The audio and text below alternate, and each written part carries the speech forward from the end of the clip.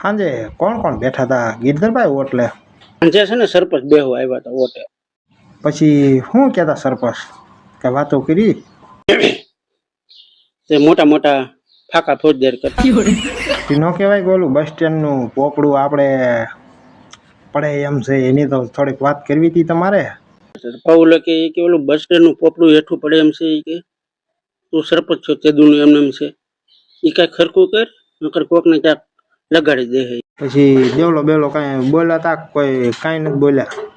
સરપંચે દેવલા એમ કીધું કે એ તો આજથી કે 15 વર્ષ પહેલા તારા દાદા હતા બાપા સરપંચ હતા એ કે તે દુનું છે એ કે.